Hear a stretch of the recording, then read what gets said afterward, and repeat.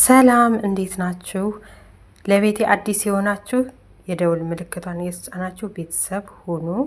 ነባሮች እንኳን ደህና ቆያችሁኝ። ዛሬም ለኔ ጠቀመኝን ለአንድ ሰው እንኳን ይጠቅማል በማለት ይዤላችሁ ብቅ ብያለሁ። ዛሬ ደግሞ ለኔ ጠቀመኝን ላካፍላችሁ ብያለሁ። ቤተሰቦቼ የካሮት የጭቃ ቅባት ነው። ወደ ስራው እንግዲህ ውድ ቤተሰቦቼ የሚያስፈልገን ካሮት እና ቅባት ነው። ይሄው እንግዲህ ይሄን የመሰለ አድርጌ ፈቅፍቄዋለሁ ማለት ነው። እናንተ በመፍጫ መፍጨት ትችላላችሁ።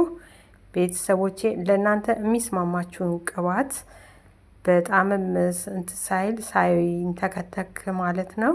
እሳቱን በጣም በመጠኑ በትንሹ አድርጋችሁ እንደዚህ ማቀላቀል ነው። እንግዲህ ውድ ቤተሰቦቼ እኔ በኮኮናት ቅባት ነው የሰራሁትኝ። በጣም ተወዱታላችሁ። በጣም ቆንጆ ነው። ለሳሳ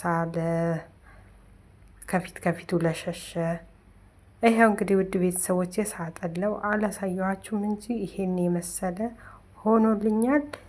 ይሄንን ለሁለት ወር ቁጭ አድርጌ እጠቀመዋለሁ ማለት ነው። በጣም ቆንጆ ነው። ይሄንን ተጠቅመን ከ1 ሰዓት እስከ 2 ሰዓት አቆይተን ጭንቅላታችን ላይ መታጠብ ነው። ቢቆይም ምንም አይጎዳም። በሌላ ስራ እስከምንገናኝ ደህና ሁኑ።